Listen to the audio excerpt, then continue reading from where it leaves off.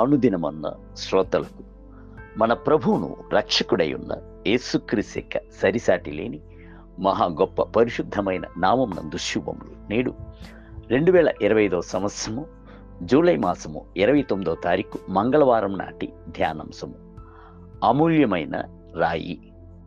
పేతురు రాసిన మొదటి పత్రిక 2వ అధ్యాయము 4 మరియు 5 వచనముల యందు మనుషుల చేత విసర్జింపబడినను దేవుని దృష్టికి ఏర్పరచబడినదియు అమూల్యమును సజీవమునైన రాయగు ప్రభువునొద్దకు వచ్చిన వారై మీరును పరిశుద్ధ యాజకులుగా ఉండునట్లుగాను కట్టబడుచున్నారు.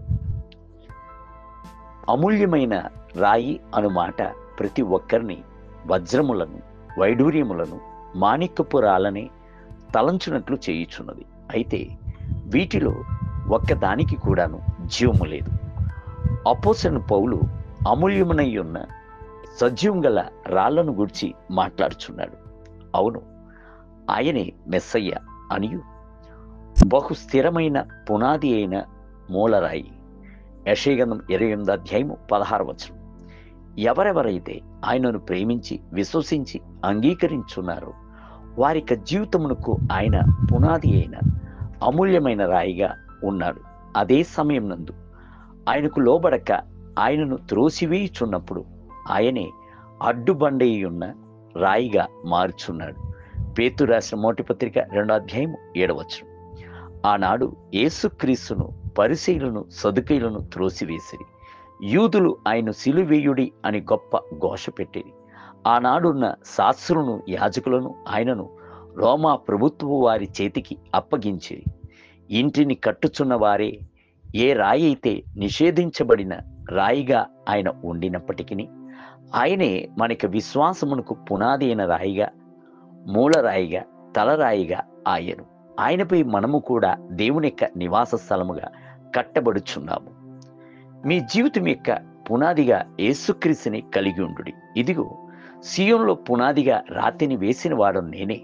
అది పరిశోధింపబడిన రాయి, అమూల్యమునైన తలరాయి, బహు స్థిరమైన పునాది అయిన మూలరాయి అయి ఉన్నది. విశ్వసించువాడు కలవరపడడు.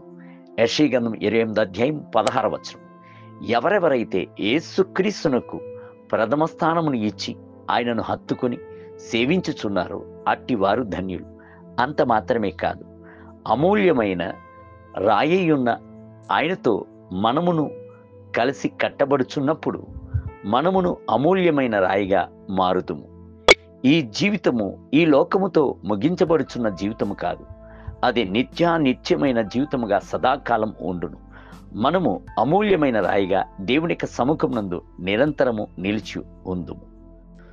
సొలొమోను దేవాలయమును కట్టించినప్పుడు రాళ్లను సమమైన కొలత గలదిగా చేసి చక్కగా సుందరమైనదిగా చెక్కి విరిచి పగలగొట్టి వాటిని మలచబడిన దానిగా చేసిన తర్వాతనే కట్టుటకు ఉపయోగించింది. అదే విధముగా పరలోక రాజ్యం నందు మనము సజీవమైన రాళ్లుగా ఉండుట కొరకు ప్రభు ఈ లోకమునందు మనలను ఉపద్రవముల గుండాను, శ్రమల గుండాను, బాధల గుండాను నడిపించుకొని వెళ్ళి సంపూర్ణ పరిశుద్ధులుగా చేసి మలచబడిన రాళ్లుగా సియోనులోను నూతన యెరూషలేములోను ఉంచి కట్టి నిర్మించుచున్నాడు. నీటి ధ్యానమునకై దేవుడు నాకు అనుగ్రహించిన కృప చొప్పున నేను నేర్పరి అయిన శిల్పకాని వలె పునాది వేసి తిని వెయ్యబడినది తప్ప మరొక పునాది ఎవడనూ వెయ్యనేరడు. ఈ పునాది యేసుక్రీస్తే. కొరింథీయులకు రాసిన మొదటి పత్రిక 3వ అధ్యాయము 11వ వచనం. నేటి వేద పఠనము ఉదయం కీర్తన గ్రంథము 49 మరియు 50 అధ్యాయములు. సాయంత్రం రోమీయులకు రాసిన మొదటి అధ్యాయం. ప్రభు మిమ్ములను దీవించునుగాక. ఆమేన్.